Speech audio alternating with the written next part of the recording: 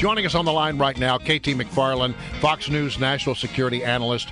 KT, we really appreciate you joining. Okay, so the president decided that he was not going to go to Paris and march with 44 other world leaders in a sign of solidarity. Now, they've said, look, we probably made the wrong call there, but I think that this was a really missed opportunity. What do you think? For several things. Yeah, obviously it was the wrong call. And it was a missed opportunity for several reasons. One, it would have shown the radical Islamic movement, look, the West is united. Because this wasn't just a march about Paris and the Paris massacre.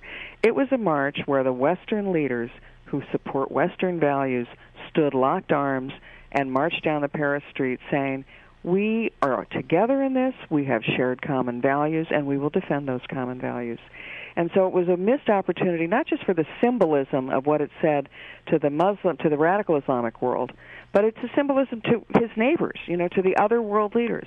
They've got to have looked around where the French leaders, the British Prime Minister, all the others who face similar threats. The head of MI5 last week gave a speech, an unprecedented public speech, saying, Britain, expect attacks like this too. So they're all facing a common problem, and they've got to have looked around and said, wait, is the president telling us we're on our own with this? Well, and here's my other point. I mean, it seems like, in Europe generally, they're a little squishy on going after radical Islam. And here is a moment where, because of what has occurred, the French people have risen up, and all of Europe is paying attention, and all of them are now beginning to realize, well, maybe this is a problem we need to address.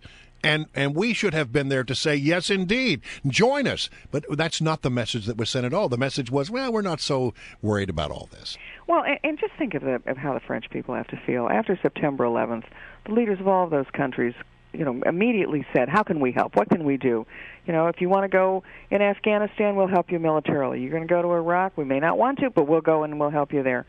And yet the President of the United States, at their moment of crisis, sort of too busy, or I don't want to distract. I'm so important. If I go, it'll distract from the message because everybody will be paying attention. Well, there were football games on. And there were football games.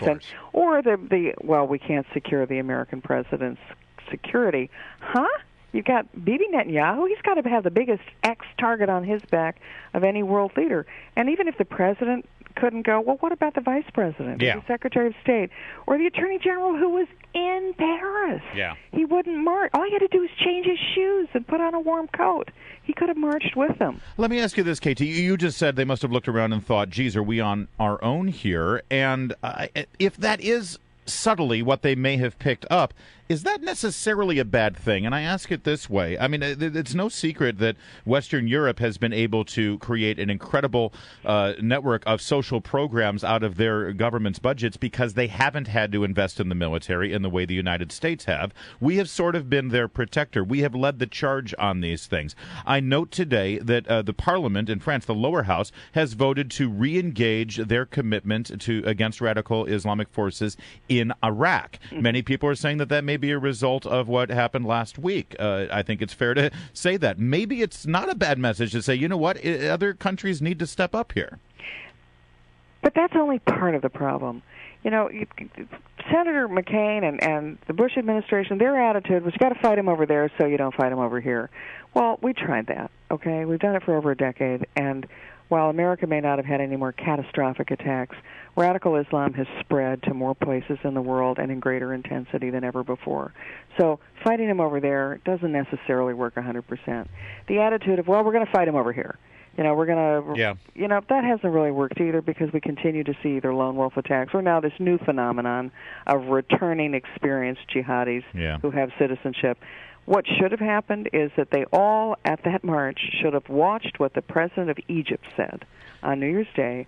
He went to the Muslim equivalent of the Vatican. Right. And he said to the religious leaders of Islam, at the heart of their religious, their university and their training, he said to them, it's you.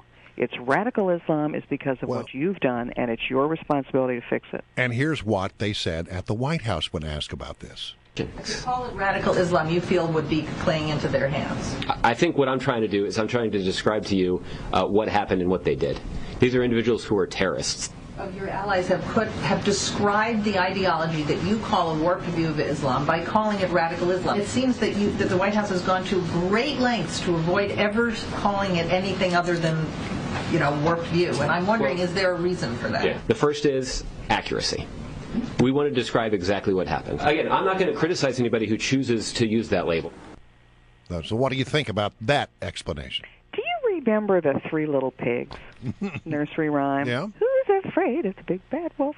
Well, we had the paper house, and then, we're now finally down to the third little pig. We're now down to the brick house, and we've got to be not afraid of the wolf, but take measures to defeat the wolf. And the only way, ultimately, the Three Little Pigs are going to win is if radical Islam is confronted over there, here at home, and from within. And we now have the opportunity to praise the people who are fighting it from within and endorse them and support them.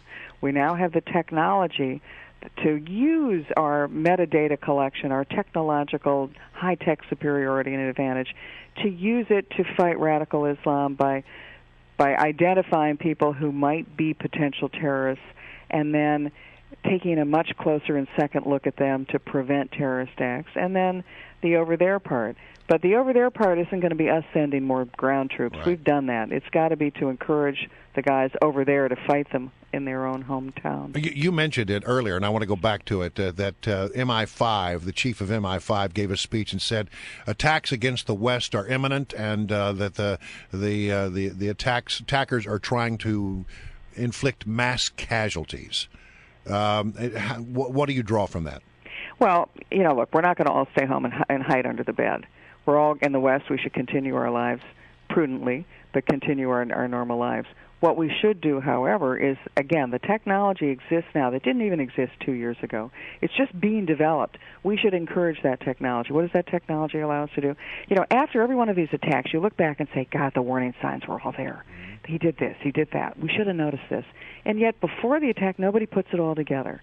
We now have the ability to use social media, Facebook, Twitter, and have software that identifies who's potentially at risk here, who's a potential terrorist, and then not to stop them, not to put them in jail, not to deny their civil rights, but to just keep an eye on them.